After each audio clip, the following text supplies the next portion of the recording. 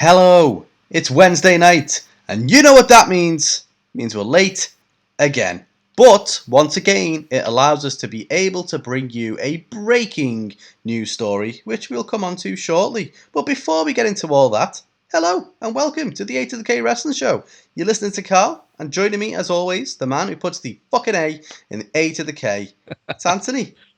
Thank you for that warm welcome, Carl. And as you say, we are late again. We are the podcast who seems to change its night of the weeks as frequently as AEW. Oh, I mean, fucking hell. But we'll probably get back to a Monday eventually one of these days. But maybe. As you say, what an interesting day to have landed on. Because my, as it kicked off on the old internet wrestling community. Due to the recent, we'll talk about it in the news, but you know the recent WWE decisions. Let's say, fun. But before I go into the news, Carl, you know what we need to do. What do we need to do? Oh yeah, I need to play that funky music, white boy, because we're going to call out to our pal Road Dogg for this little introduction. Oh, you didn't know? Perfect. So, it is time for A2theK's little known fact of the week.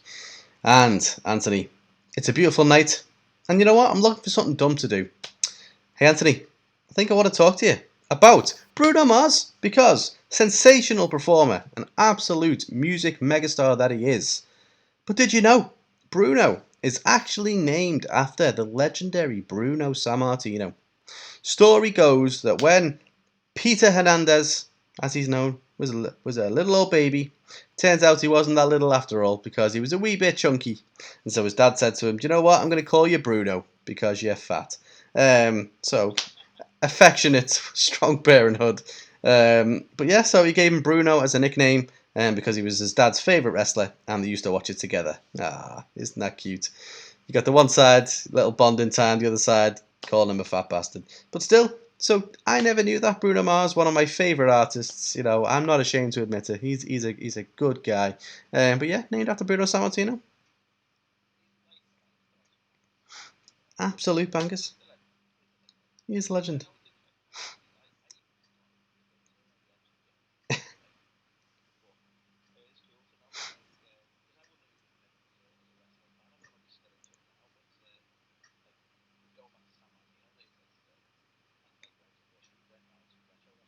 Oh yeah, he's one of the staples of the old school era. You know, one of the longest, if not the longest, maybe. WWF champion of all time. So I think that record might have been broken. It's hard not to these days. That is true. Always love a fucking breaking a record, don't they? Mark will be able to tell me that it's not, because technically he had it for 1,000 days or whatever. Yeah. So it's way different back then, because they didn't like wrestle. Yeah. But whatever. But still, Bruno Mars, named after Bruno Sammartino. What a fucking ledge. And that was this week's little known fact of the week. Oh, you didn't know? Perfect. And over to you, Anthony, for the news. Got the Ringside Report. About it, we'll run you through the headlines, shall we? So, this week, Carl, we have Eva Marie confirming that she is coming back to wrestle, not just to make appearances. What? We have Molly Holly, the one and only Cody teasing a potential new title in AEW. We have Willie Urbina, controversy.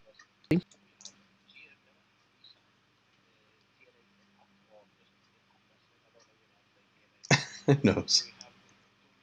Have Gia Miller re-signing with TNA's Impact, or just we have nice.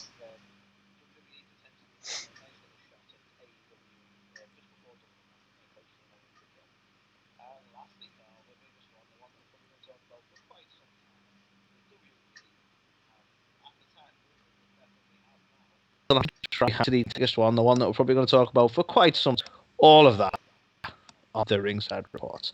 We'll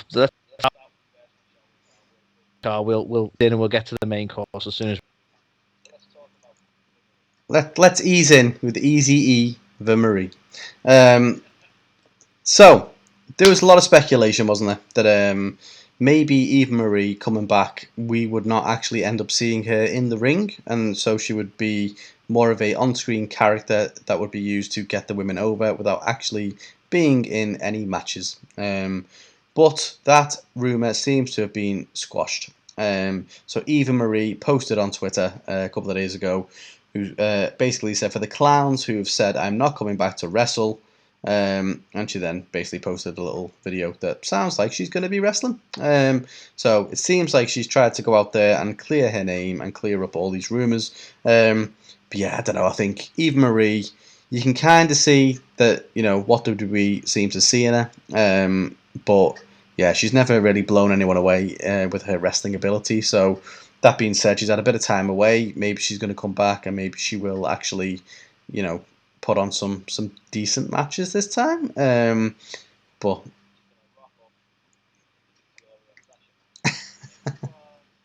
didn't see that coming.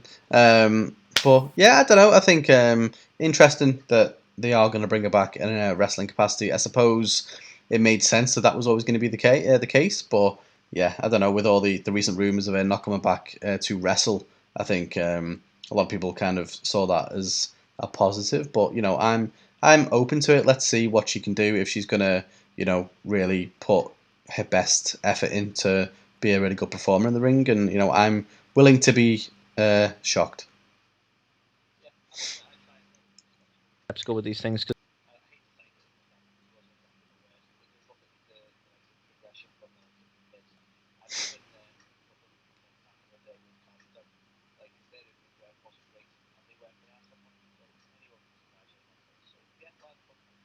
Why the fuck no?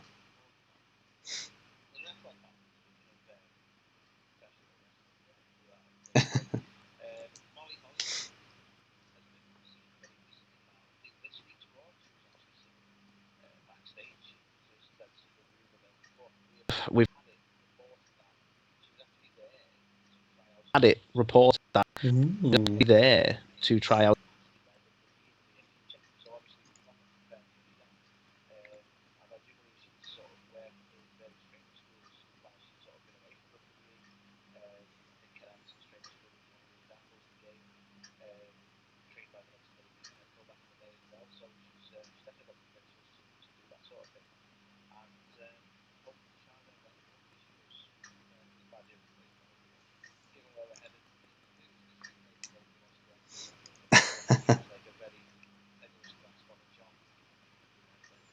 Yeah.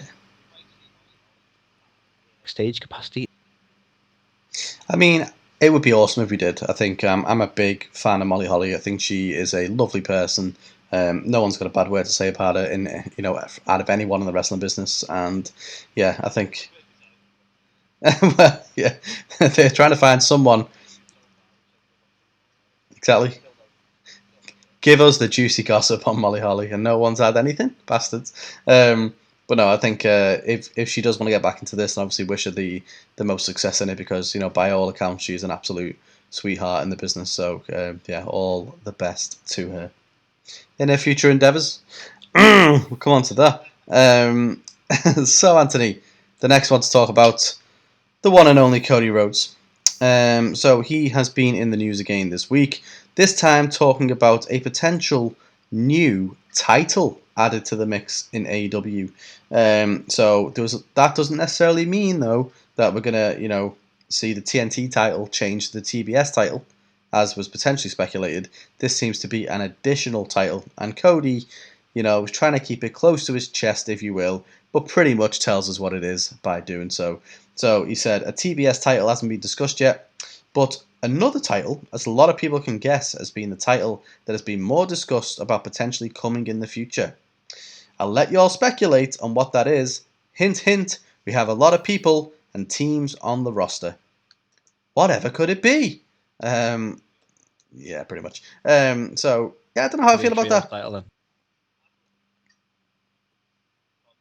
I'll be honest.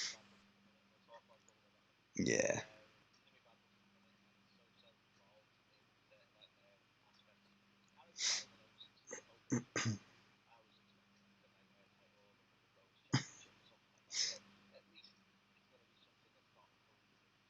Yeah. The American Dream Team. Oh no, that's what they're gonna call it, Anthony. That's what they're gonna call it.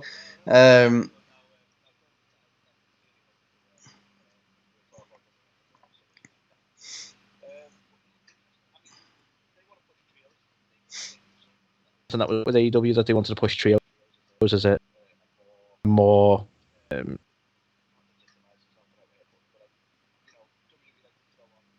like, you know, WWE these sort of matches, but then there's never I mean, they don't teams either, let's be honest. If they can do something with it, and it's, I think, one of them trial and error things, I think they'd have to as to whether it would be a bit of out as a thought. But there you go. I also think why they have got a lot of factions and technically trios, like I don't particularly want to be seeing the likes of, you know, Pac, Phoenix, and Penta, you know, going for the trios title. I don't particularly want to be seeing. Oh yeah, those guys. And there's three of them. There's three sides. It's a triangle. It's so easy to remember. But yeah, you know, I don't like. Do I want to see Jurassic Express go for a trios title? Well, I don't know. Maybe one of them may be slightly preoccupied. But yeah, I don't know. Interesting concept. I don't know if I'm fully on board with it, but we'll see. Obviously, they do have a lot of factions, you know, that people like to take the piss out of. They have a lot of factions. Like, you know, you don't really consider them trios, do you? With like the Inner Circle or the Pinnacle or the Nightmare Factory groups, aren't they? So I'm curious who they try and put in those trios for the trio. And presumably they're not going to open it up to genders, if you know what I mean. So you couldn't have like all three of the Varsity Blondes going for the trios title because they wouldn't let her. Maybe they would. I think that would be an interesting way to get more intergender matches on the card. It'd be interesting to know how they're going to work it in that sense, because we've had it before. I know he's not on the show at the moment, but she is technically part of the Nightmare family, so you could like legitimately have a trio as well. Do you know what I mean? Involving a female wrestler. So yeah, just a curious one.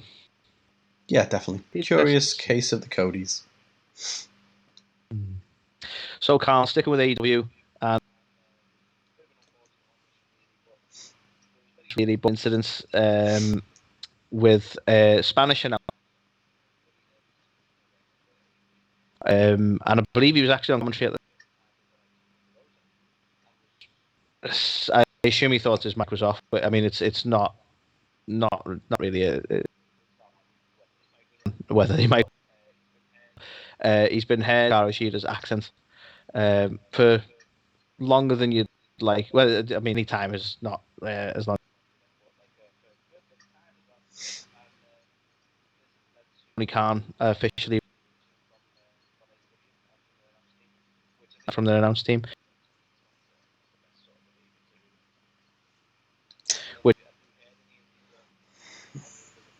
Yeah, I did listen to it. I know Thunder was part of the commentary as well, and she tried to kind of deflect it as well as a couple of other people. But yeah, it's just.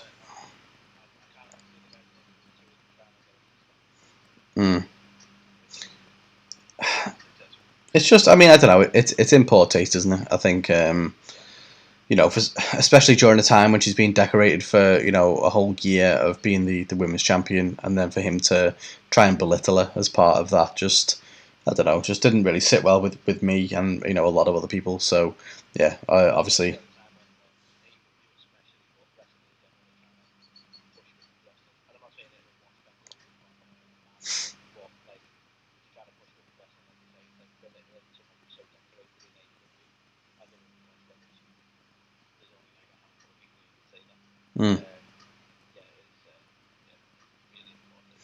Yeah, but I mean, fair play. Tony Khan, you know, straight away was like, "Yeah, I listened to it. Not a fan. You're gone," kind of thing. So,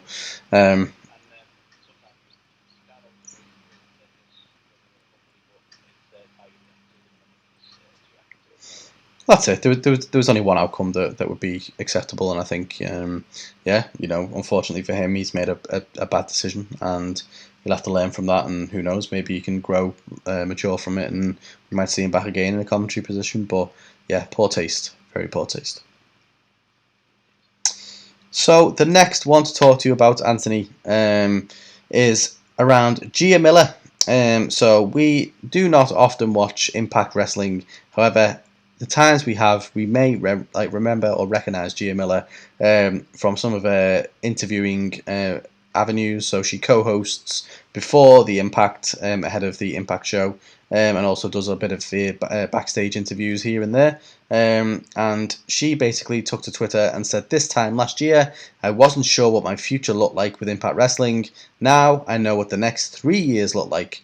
Thank you to everyone that supports and believes in me. Thank you to the fans for accepting me, and thank you to Impact for the vote of confidence." So, indicating that she is now signed on for 3 years with the company. So, it's a nice little story that I think, if she was just starting out there this time last year and didn't really know if she's going to be kept on and, what the future might look like, and now she's got a 3-year deal, I think, great news for her. By all accounts, she is a really good interviewer backstage. I believe she is also doing some training as well on the side, so who knows if we might see her in the ring at some point. But yeah, congratulations to Gia Miller. 3-year contract with Impact, so yeah, let's see what she does over the next few years.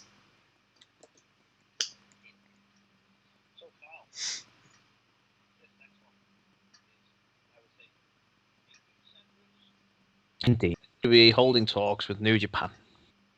So, a lot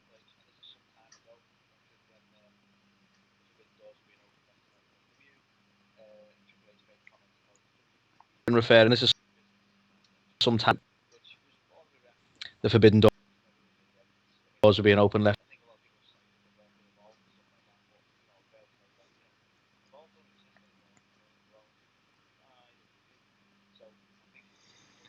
Evolve and stuff failed. Evolve don't exist anymore and are around.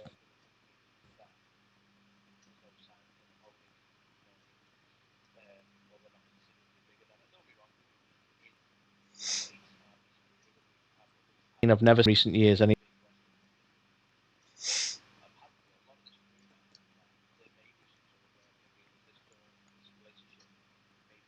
work with a company that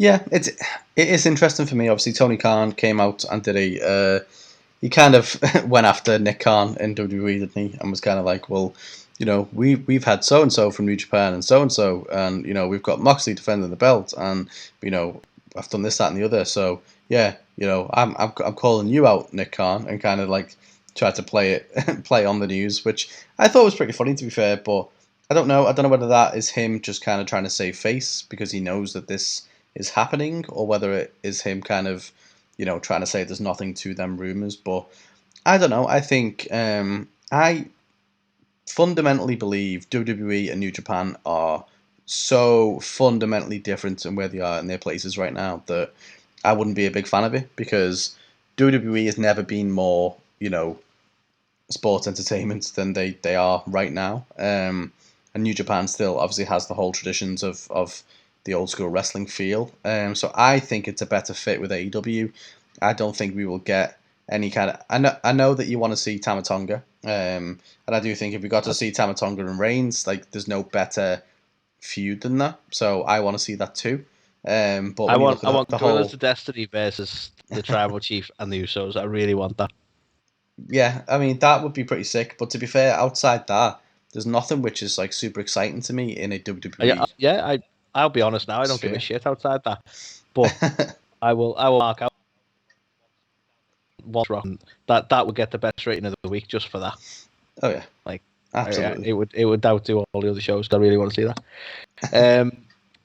But an interesting one I saw pointed out on social media would be the potential of exclusivity, because you wonder how that could work with Moxley currently being the New Japan US title holder. Mm-hmm. So he would have to be able to work with New Japan.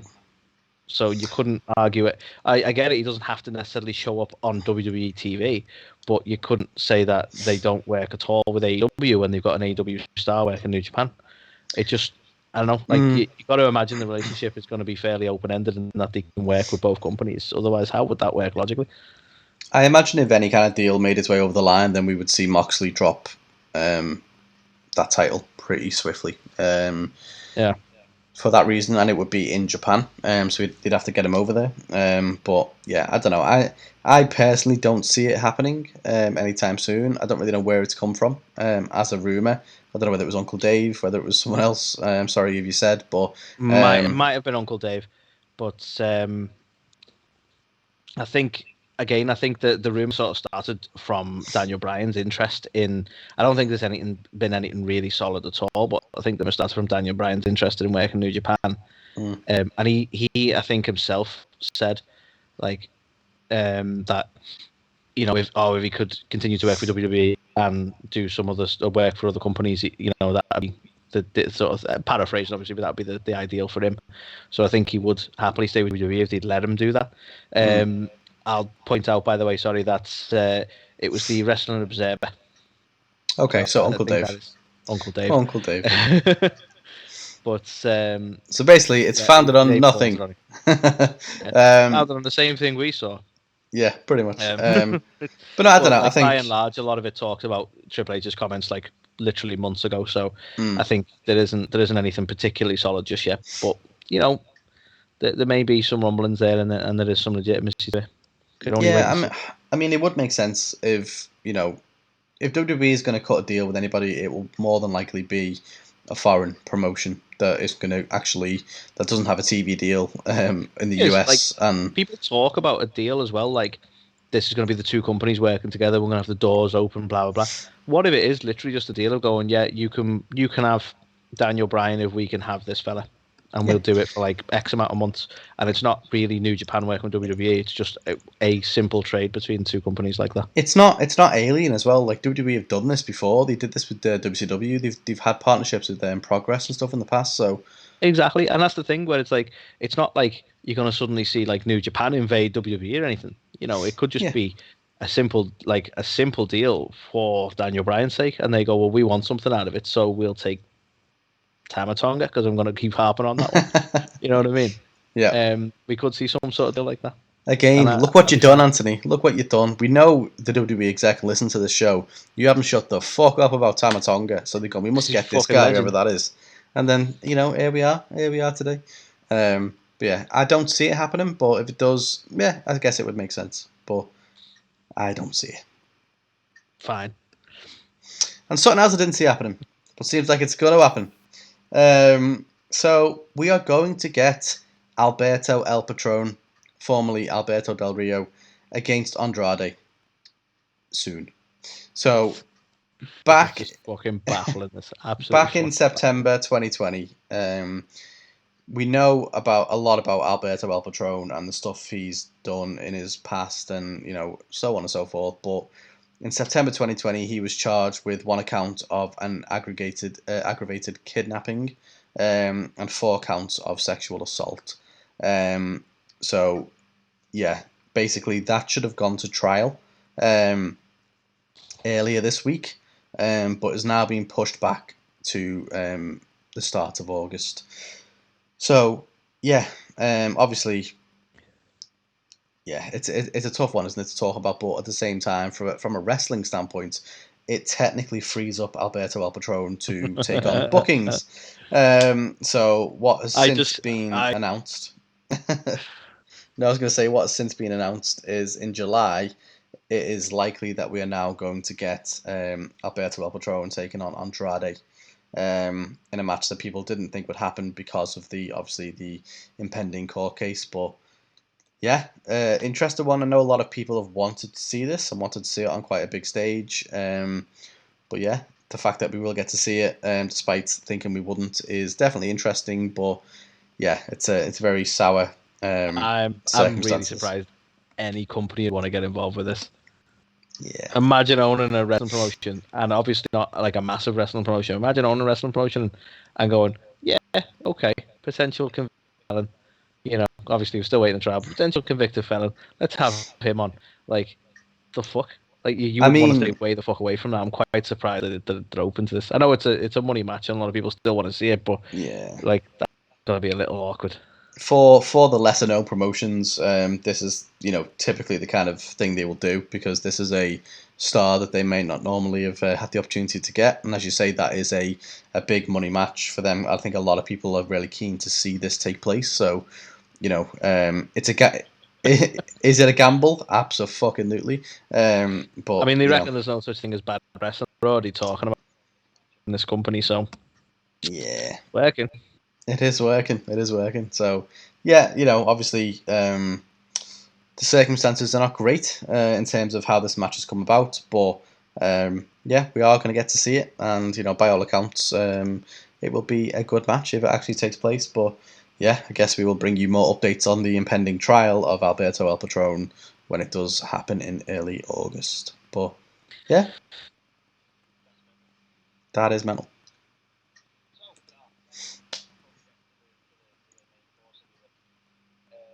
Well, look at this, because up and down as to whether this was deliberate or not. Basically, WWE's official social media people or whatever put out on the, I want to say Instagram and Twitter, but may have just been Instagram, a video of Nia Jax in a squash match back in 2016, and they put with this, at Nia Jax has been dominating since. You'll have to help me on this, Carl, because I actually don't know what the fuck this means. We were hashtag AAPIHM. Don't know what that means. But AAPIHM. Yes. Fucking dense. I had no idea what they meant.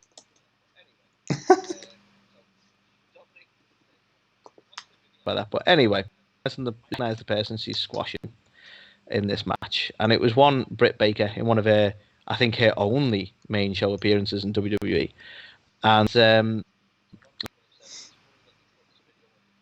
lot of when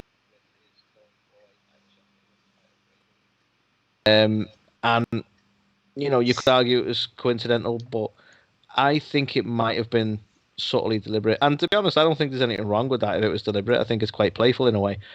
They're just having a bit of a fun shot, and it's not like AEW don't take shots all the time. But the media-wise, to just suddenly promote Nia Jax out of nowhere, who's recently lost the title, isn't really prominent at the minute. Like she is, but I mean, like, what would be the motivation for that? It was so deliberate, 100%. Even the way that they kind of spoke about it as a local enhancement talent, or however they described it. Just trying to, just sticking it to her on the night she's set to win the title, which is pretty shitty. But as you said, AW takes shots all the time, so healthy competition. I think it's things like that you go, well, they're in a way acknowledging a rival product, and they should, because it is a rival, and more legitimate than people want to believe half the time. Most WWE fans are going, there's no real competition. Like, they kind of are.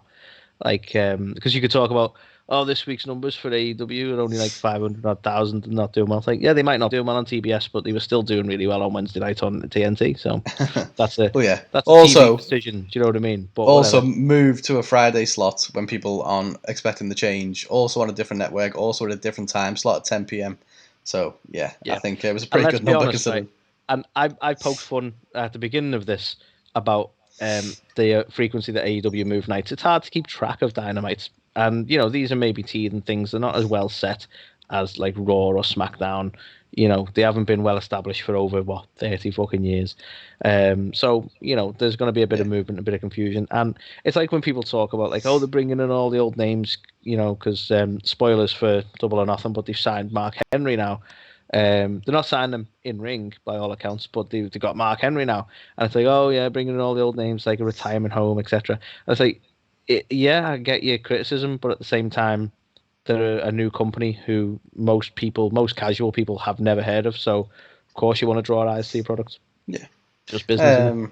Yeah, and I mean, let's be honest, it might be a lower number, but at least you can fucking get it over there, and we don't have to wait like a million days, like you would do over here, and get Yeah. half a show. You definitely get some more fucking views over here if it was actually on live, the whole show.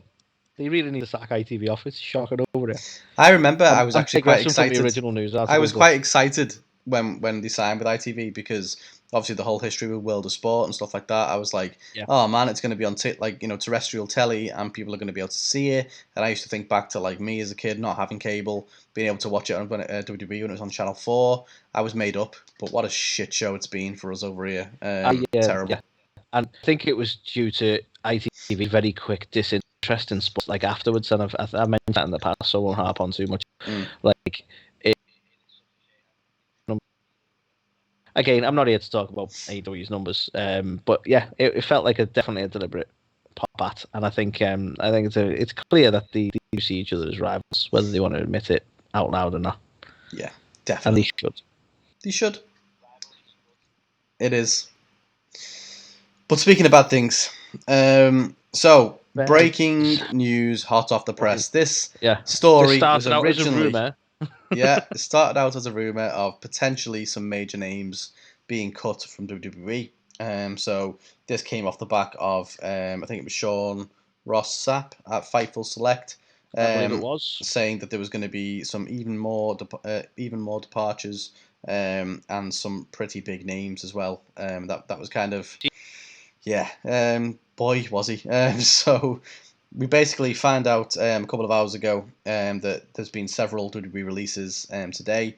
And yeah, as you said, some interesting and quite big names in there. So let's not beat around the bush. First, we had Braun Strowman. Obviously, it was a big shock. Former WWE champion, or Universal champion, sorry. Had main evented. No. Well, no. But he's been at WrestleMania with the likes of Goldberg. He'd been at WrestleMania with the likes of Shane McMahon. High profile matches. A big star, homegrown star. So interesting that he has gone very recently in title contention. Yeah, at one point. And we'll come back onto potential reasons why for him as well in a minute. But he was obviously the biggest name that was on the list. We also had Aleister Black, which was came as a surprise based on the fact that they had spent the last few weeks hyping up his return. That's the surprise for me because I've mentioned I'm no great fan of Aleister Black's character. Same, but they've been building him up, something shocking over the last few weeks. Oh yeah, so and it reeks of something so sudden and random, doesn't it?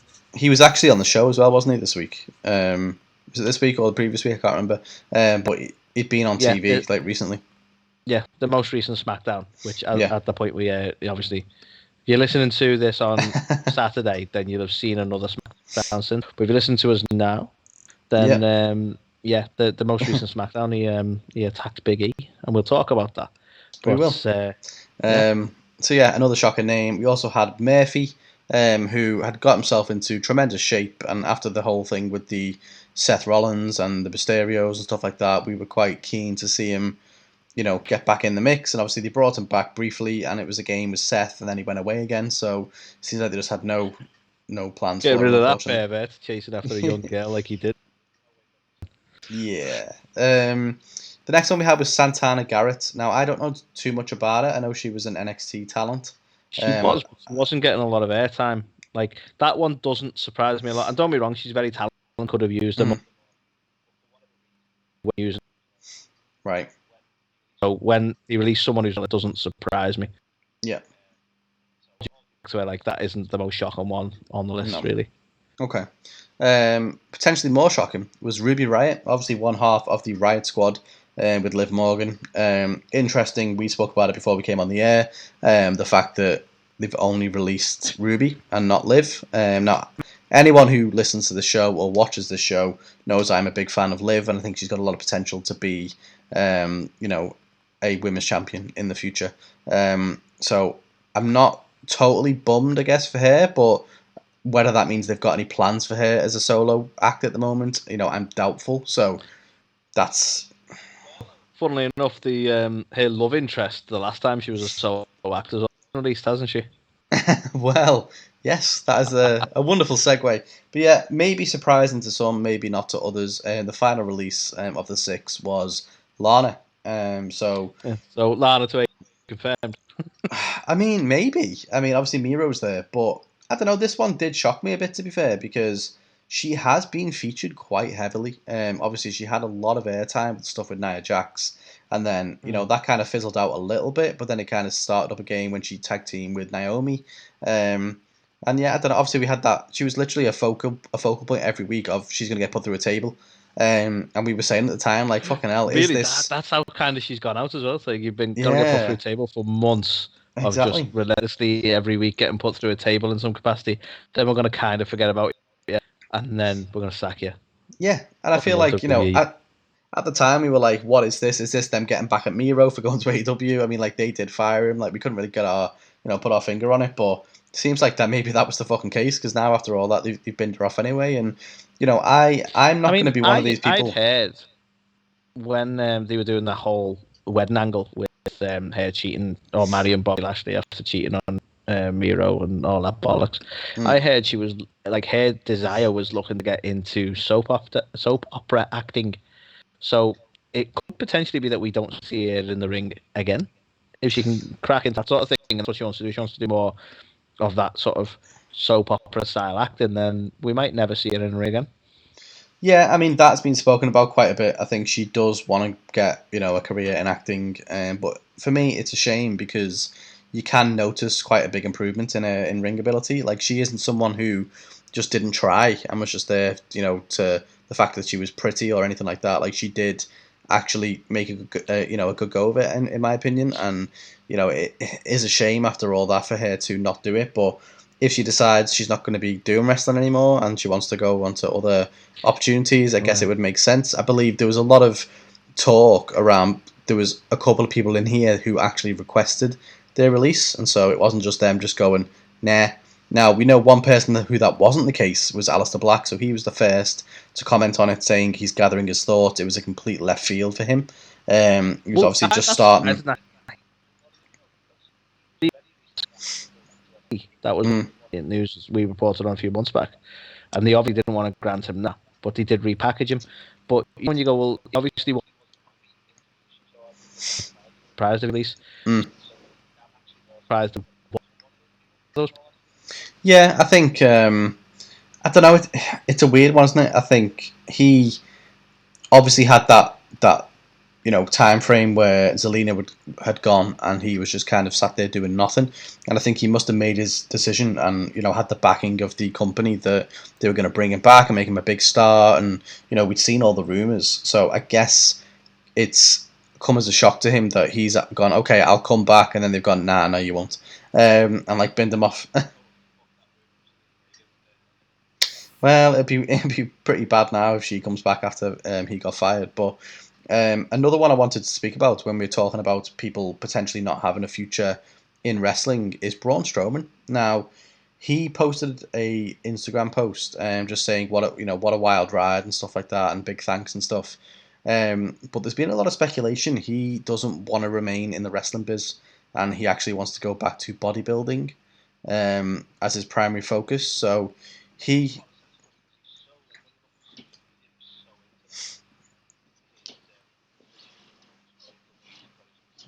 Mm. a lot of sense, because of social yeah, media. seems like it. So who knows? Maybe that is one of the main reasons. Maybe he's one of the guys who said, because I believe he signed a 5-year deal last year, which is worth over $1 million a year. This was at the time when they were going, okay, we're going to try and stick it out for 5 years, bro. Jesus Christ. Well, yeah. What are you thinking? But I think this was at a time where obviously they were locking down people to big contracts because they were like shit AEW signing people. And so they kind of shit the bed a bit. So I think they gave him a lucrative contract. And so it might have been the best interest to both parties if he was like, you know what, I'm going to go to be a bodybuilder. So yeah, you're going to get like $4 million back. So yeah, I don't know. I think a lot of speculation as well. Even more cuts, and obviously the reasoning has always been for budget reasons and so on and so forth. And we know this was the most profitable, couple of years that WWE have ever had. Obviously the Peacock deal, the Fox deal. Not losing money by going on tours and so on and so forth. So, they've made a shit ton of money, I believe. And we only really hear about the megastars, but you're going to consider the amount of people they sack backstage. We've got one condensed team running both shows now.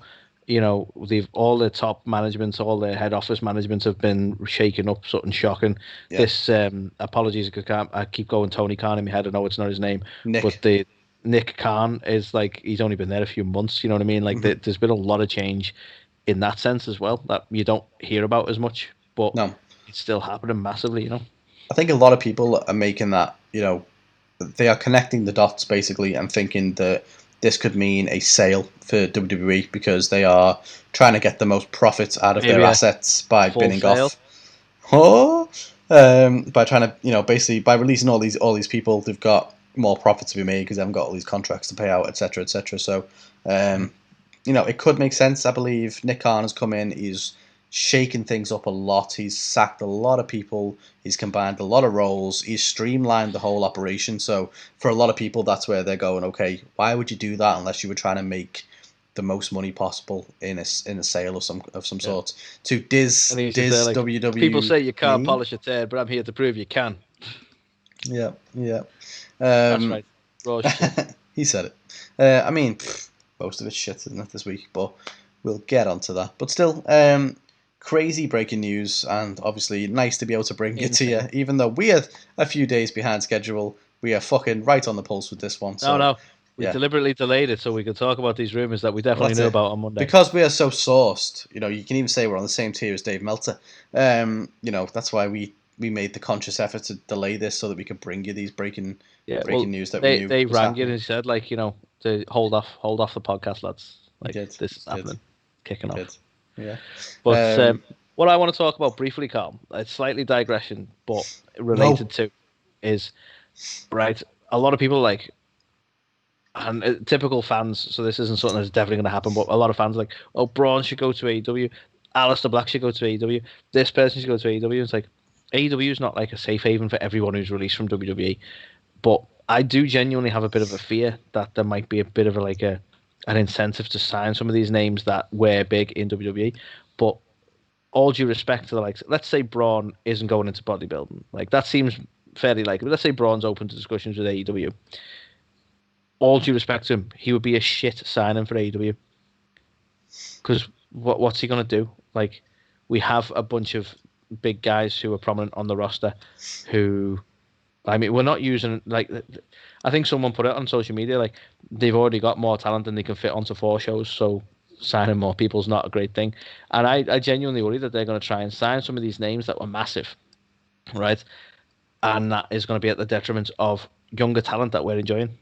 Look at the likes of Griff Garrison, right? Griff Garrison is still not all elite. Do you know what I mean? He's still freelance, and he is going for tag title shots. He's actually quite prominent as the Varsity Blondes. They need to sign this lad. We've talked the reason we wanted to interview him and the reason we did interview him is because we see a future star right there, and I think they should concentrate on signing people like that and building talent in that sense. And I do worry that the more people WWE release, the more AEW are going to try and sign these people, and it's going to be at the detriment of these freelancers who they haven't signed yet. And that concern. I think you're right, but at the same time, I think the roster is potentially bloated already. They are going to get an additional hour of network television. But I do think we might see some cuts of some of the lesser, used and lesser kind of known talents that they've already kind of signed as well. So I do think they'd be stupid not to sign. And you're also, we're forgetting the first round of cuts. So obviously there was people like Samoa Joe and Chelsea Green and the Iconics and stuff. Their contracts are coming up pretty soon. So some of them may land in AEW as well. I'm expecting. See, it sounds bad, but I never worry if like the Iconics rock up because that was one area that AEW needed to work on. But honestly, Samoa Joe rocking up on AEW, the more I've thought about it, I'm like, I don't really need that. TNA would be a good one just for the connection to TNA that he's got, but I don't need him in AEW. Like they've already got in the sense of what he would bring to it, they've already got plenty of that. You know what I mean? Yeah, you know what it is. It's a shame really because Tony Khan gets a lot of shit. He's like, people talk about him as though he's the kid with all the toys and he has no idea what to do with. He puts them in fucking orange juice baths and stuff. But it's like, well, if you've got this core like roster of talent who are really young up and comers who when we get onto Double or Nothing, we're going to talk about a lot of the homegrown talent who shone in that show. And I'll say it now, that was a fucking brilliant pay-per-view. Yeah, I enjoyed it. But I do think it is finding that balance of, as you say, they've got Mark Henry, they've got Big Show, they've got, it could be Samoa Joe. Have you seen that thing going around that like Randy Orton sending people to AEW, which I think is fucking funny because the only one missing is Edge. Well, I mean, he's not been on TV for a while, but I mean, no, obviously Christian came back, didn't he, for that one-off match, and he got absolutely killed by him. So it is quite funny, but yeah, I don't know. There is that fine balance between building a nucleus of up-and-coming talent who are going to take the company forward, as well as having high-profile names that will get people to tune in. And it is already starting to look like a bit of an old-school TNA. Which is why I personally didn't want to see Kurt Angle in there. We had, Sting. We had Christian Cage now. I didn't want to see Sting wrestle. I was so against Sting wrestling, and I know he has a Double or Nothing, and we will talk about that. I'll reserve it for talking about Double or Nothing. I was so against it, and I vocally how vocal I've been about Christian wrestling. Yeah, like I much prefer when they get situations like Big Show's there and they can tout as we've signed Big Show, this is awesome, and they've done the same with Mark Henry, but they're there to lend their expertise. They're not there to wrestle. As much as you hear Big Show talking about always giving him the itch to get back in the ring, like no Big Show, bad Big Show. Yeah, but like I much prefer when you want to utilize these legends for their knowledge, not for their in-ring ability. Because let's be honest, they are not in their prime. That being said, we'll talk about it more on Double or Nothing, but some things did surprise me, let's say. Okay. But yeah, so a hell of an interesting day from a WWE standpoint. A lot more, names gone. I know a lot of people are really keen to see the likes of... I'm interested to know as well. Sorry, I don't mean to keep talking about this. Stop cutting me off. Get off the news at some point, and I don't want to interrupt. But before WWE put their tweet out going, we wish you the best in your future endeavors to this person, because they don't even do individual announcements anymore. A lot of people were speculating for some reason that Baron Corbin was going to be on that list. What do you make of that? Okay. Firstly, do you think WWE had done with this round of releases?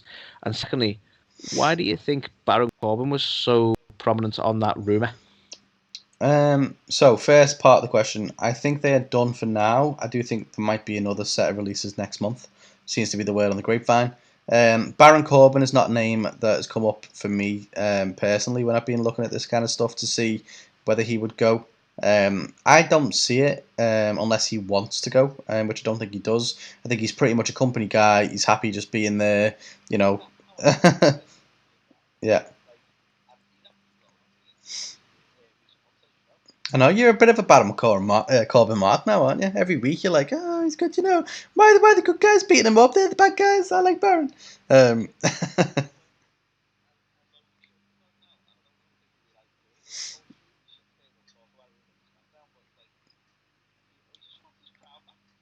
Oh, he's the lone wolf still. He's always going to be the lone wolf, missing his crown. But Anthony, I will take your Baron Corbin and I will raise you a Bray Wyatt. That is someone who I have heard speculation go through the roof about. Obviously, they're not using him at the minute, whether it's mental health related, whether it's something else that we don't know. He was one who was potentially, people thought we could see him, this round of cuts. So,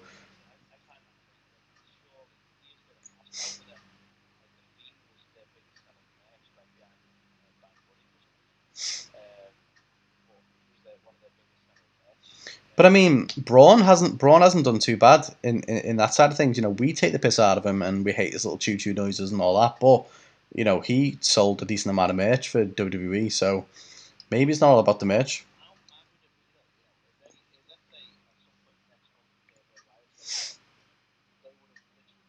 Wyatt's gone as well. Funny. Yep. Maybe slightly before for Luke Harper. I can't remember when he left. Yeah, it was before Rowan, wasn't it? But yeah, my point being, he's the only member of the one left in WWE at the moment. What's the friend doing in the Impact Zone? But yeah, I don't know.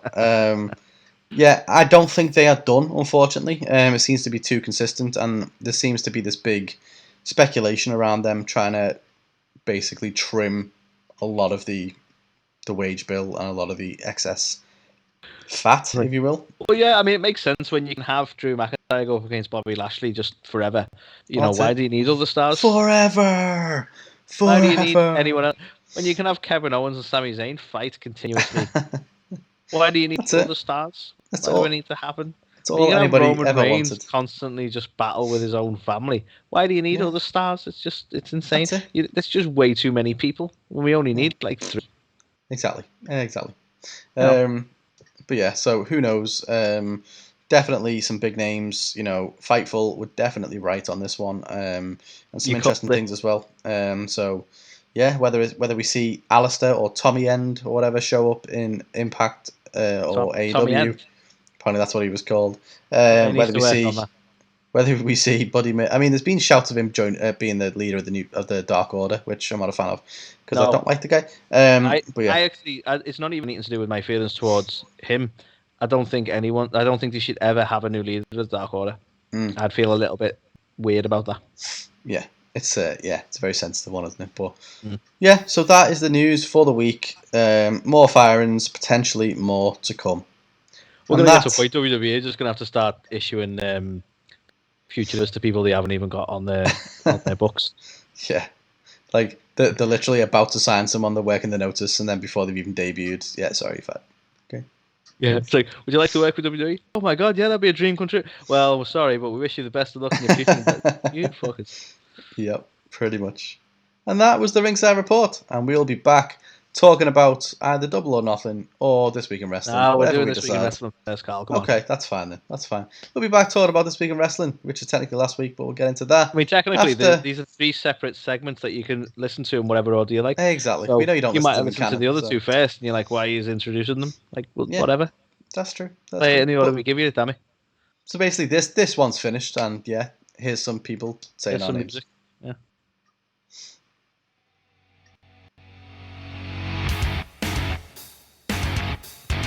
You're watching or listening to A to the K.